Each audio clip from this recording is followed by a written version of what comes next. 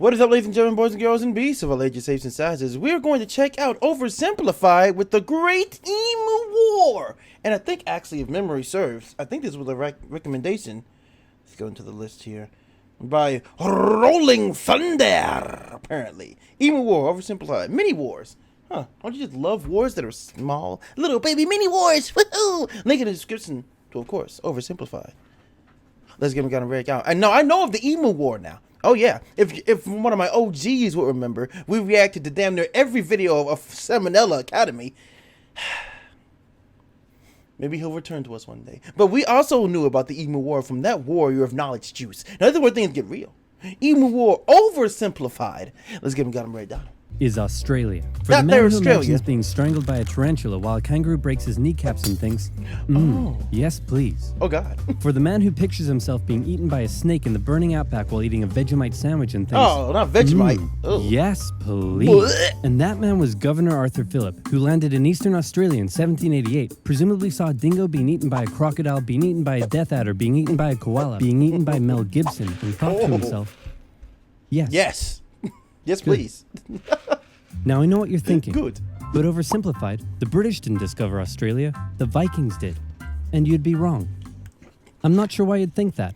But hey, if you love Vikings so much, then why don't you check out today's sponsor? Vikings War of Clans was inspired by the PC strategy and RPG games of the 90s we all loved, like Age of Empires and Civilization. If you, like me, want to relive those memories again with a new experience, then this mobile game is for you. Vikings lets you choose your own playstyle, and what makes its world so addictive is that more than 20 million online players are constantly changing the way it evolves by never-ending fighting over resources, forging new alliances, and competing in live events. Support my channel by downloading Vikings for free, only from my links in the description box below, and get the special bonus of 200 gold coins and a protective shield. Meanwhile, in New York, buy. Man, this is great. The market will continue to grow forever. But what if it doesn't? Oh crap, I never thought of that. Sell. Oh my God. The stock market crashed, which led to economic downturn, which meant banks wouldn't lend anyone any money, which led to more economic downturn, which meant everyone stopped buying stuff, which led to more economic downturn. And hey, what if all the crops in the Great Plains were destroyed in a drought and then a big dust storm engulfed the area? That's right, more economic downturn. And in an effort to combat the crisis, America began imposing tariffs on foreign imports, which made the economic downturn go global, and the earth got really depressed. But one nation that was hit harder than most by the whole affair, Australia. The problem for Australia was that it relied heavily on its export industries, and in the current economic climate, no one was buying. To make things worse, Australia had introduced its own currency and pegged it onto the gold standard via the British pound. But then the UK started messing with its own peg on the gold standard, and if this is starting to sound confusing, then let me oversimplify it for you. Hey UK, looks like my car is broken down. Want to give me a tow? No problem, friend. I got you. Boop. Let me guess. Then his car breaks down. Wait for it. And into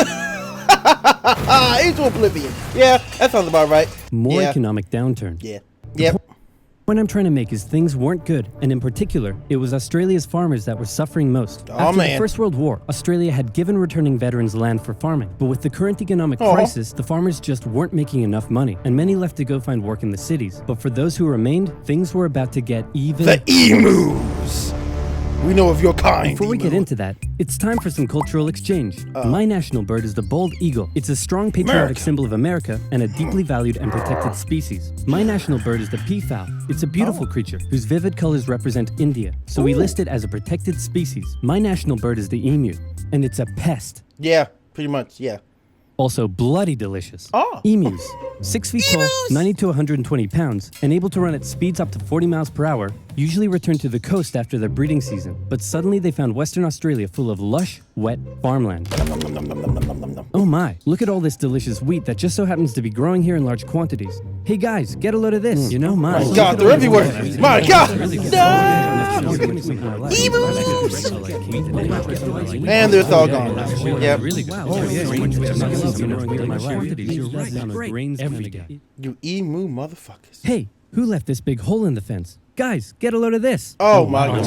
Oh, not like this. Oh, please. But I just wanted to be farmer for a man. Okay. What a lovely morning for some farming. What? Those damned emus, they have it in for me. They're bullies. They're nothing but bullies. Calm down, Bruce. They're just animals. It's not personal. It's personal! Hey, Farmer Bruce, where did you find that hat? The toilet? Yes. 20,000 emus cost the already struggling farmers millions more pounds in lost crops and damage. Damn emus. The situation couldn't continue like this. Something had to be done. So we fought a war. In 1932, the farmers turned to the government for help. You'd think they'd go to the Minister of Agriculture, but these farmers said no. This is a job for the military. So they went to George Pierce, the Minister of Defense. Yeah. That's right. Australia was to go to war with the emus.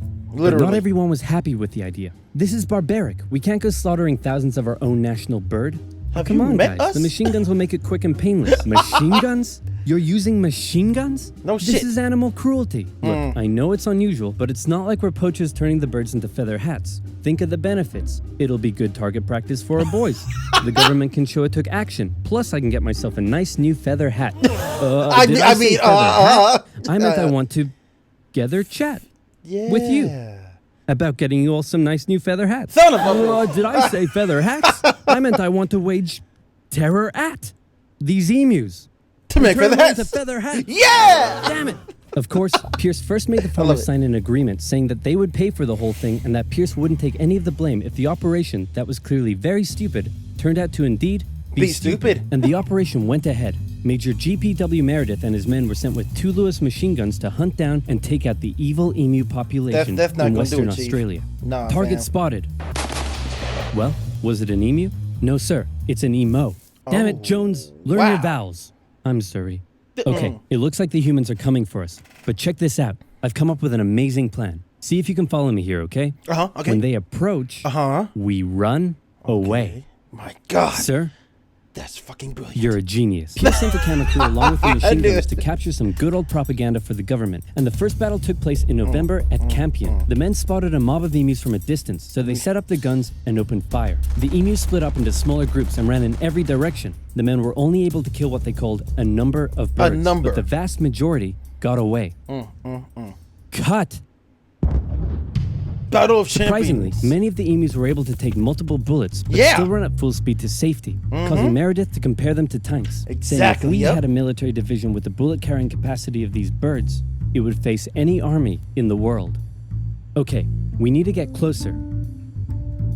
No, you idiots, not to me, to the emus. Oh, sorry. No. Oh, this is nice. I like it. Oh. So next, they tried sneaking up on a large number of emus near a local dam and firing at short range. Maybe the men were just unlucky, but my professional opinion says the emus were magic because both guns jammed after just 12 emus were killed, and once again, the rest got away. Damn. Cut! Battle of the Dam winner, Emus. The men were feeling a little humiliated as you would to a pack of discount ostriches, so they decided to move further south, where the emus were said to be tamer. And this time, they had a new strategy. Blow 'em up. Okay, Jones, here's the plan. You mount the machine gun in the back. I'll chase the emus. You shoot. Got it? How could this possibly go wrong? I had to add. Woohoo! Oh God!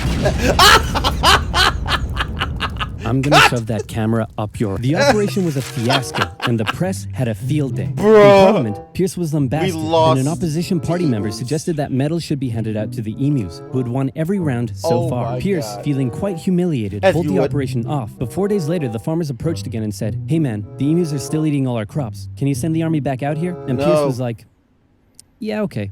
So the operation was back on for round two. And this time Meredith and his men had learned the emus' guerrilla tactics and were much more successful, with reports suggesting the men were cutting down 300 emus every week. Damn. I hope you boys are getting great footage of this. What on earth are you filming? Despite the success, the Bruh. media had lost interest in the whole thing. But with 1,000 emus killed, Pierce finally ended the operation and returned to Parliament declaring victory for the humans. Victory! So there were 20,000 emus out there destroying crops, and you've killed 1,000. Meaning there's still 19,000 emus out there. Yep. And in addition, you've burned through 10,000 rounds of ammunition. 10,000 meaning you rounds? wasted 10 rounds per confirmed kill. That's Bruh! right. Yeah, I'm gonna go ahead and call this one for the emus. Yeah. At least I got a feather hat. The fact What? the emus So won. in the end, the What? emus won the Great Emu War of 1932, and the emus continued to wreak havoc on the farmers for years to I'm come. scared, Bruce. The Don't worry. government I introduced wanted a to hurt you. bounty system, which saw some success. But for a moment, let's take some time to remember the brave men who said goodbye to their families and risked their lives to take on the great, evil emu population in Western Australia. But even more importantly, let's think of the friends they made, the bond they created, and the memories they shared. We lost to birds! Guys, I solved the emu crisis. Wait, you did what now? Really? How? I just made some better fences. Sweet victory, yeah. My God. That's it. That's how you do it. When in doubt, make better fences. Well, that's gonna do it for this one, ladies and gentlemen. Oversimplified, explaining the Great Emu War of 1932 or some year that I thought I heard. Yep, that's right. We lost a whole war against emus until we didn't. We fought a war against birds that they, as the human species, as mortals,